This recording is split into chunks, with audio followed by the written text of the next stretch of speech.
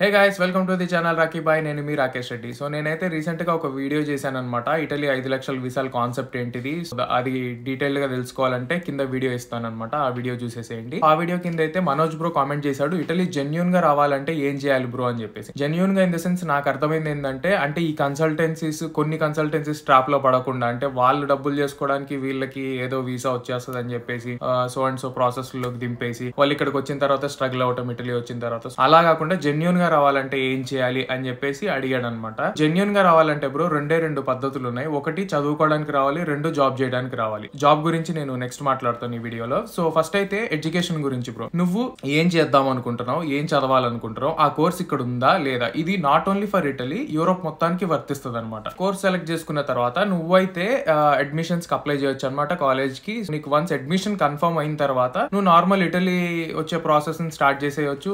అది జెన్యూన్ గానే ఉంటది. సో ఎవరి హెల్ప్ అవసరం లేదు, ఇంటర్నెట్ ఉంది, ఇప్పుడు చాలా థింగ్స్ అవైలబుల్ గా ఉన్నాయి. అలా రావటం అనేది జెన్యూన్. ఇంకొకటి కన్సల్టెన్సీస్ త్రూ ఇలా వచ్చినా సరే అంత ఇబ్బంది పడకపోవచ్చు.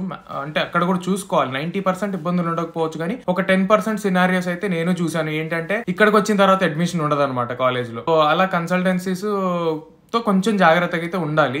సో 90% ఓకే, ఆ 10% ఇబ్బంది అయితే పడతారు. ఇది స్టూడెంట్ గా రావడానికి వే అనమాట. సెకండ్, అది వర్క్ కి ఎలా రావచ్చు అంటే, మీకు అక్కడ జాబ్ ఇప్పిస్తామని చెప్పేసి కన్సల్టెన్సీలు ఏదో ఒక లెటర్ ని తీసుకొచ్చి ఇదిగో జాబ్ వచ్చేసింది, నెక్స్ట్ వీసా అప్లై చేసేయటమే. అప్లై చేస్తారు, వీసా వచ్చింది, వచ్చిన తర్వాత నువ్వు ఇక్కడికి వస్తావు, వచ్చిన తర్వాత ఇక్కడ జాబ్ లేదని చెప్పేసి వాళ్ళు చెప్తారు. సో నువ్వు స్ట్రగుల్ అవుతావు. అలా కాకుండా ఉండాలి, నేను అలా స్ట్రగుల్ కాకుండా ఉండాలి అంటే త్రూ నువ్వు పోర్టల్స్, జాబ్ పోర్టల్స్ నుంచి అప్లై చేయొచ్చు. Example LinkedIn. సో లింక్డ్ఇన్ లోకి వెళ్ళిపోయి నీ ప్రొఫైల్ కి తగ్గ జాబ్ నువ్వు అప్లై చేయి. అప్లై చేసిన తర్వాత జాబ్ ఇంటర్వ్యూకి వెళ్లే ముందే నిన్ను అడుగుతారు, సో నీకు వీసా కావాలా, మేము స్పాన్సర్ చేయాలా అని చెప్పేసి. ఎస్, నాకు స్పాన్సర్షిప్ కావాలి అని చెప్పేసి నువ్వు అడిగావు అనుకో, ఇఫ్ దే ఆర్ ఓకే నిన్ను నెక్స్ట్ రౌండ్స్ కి ప్రొసీడ్ చేస్తారనమాట. నువ్వు వన్స్ ఇంటర్వ్యూ క్రాక్ చేసిన తర్వాత వాళ్ళే స్పాన్సర్షిప్ లెటర్ ఇస్తారు, వాళ్ళే డాక్యుమెంట్స్ అన్ని రెడీ చేస్తారు, వాళ్ళే ఇక్కడ ఎంబసీకి ఏం పెట్టాలో అన్ని పంపిస్తారనమాట నీకు. సో అవి తీసుకుని నువ్వు నార్మల్ గా వీసా అప్లై చేసేసుకోవడమే. వీసా అప్లై చేసుకున్న తర్వాత నీకు అప్రూవ్ అయిపోతే నువ్వు ఫ్లై అయిపోయి ఇక్కడికి వచ్చేసేయచ్చు. ఇక్కడ ఏంటంటే ఫ్రాడ్ జరిగే ఛాన్సెస్ చాలా అంటే చాలా తక్కువ. 99% ఫ్రాడ్ ఎవరు చేయడానికి ఇష్టపడరు, ఎందుకంటే జెన్యూన్ కంపెనీసే రిజిస్టర్ అయి ఉంటాయి, జెన్యూన్ కంపెనీసే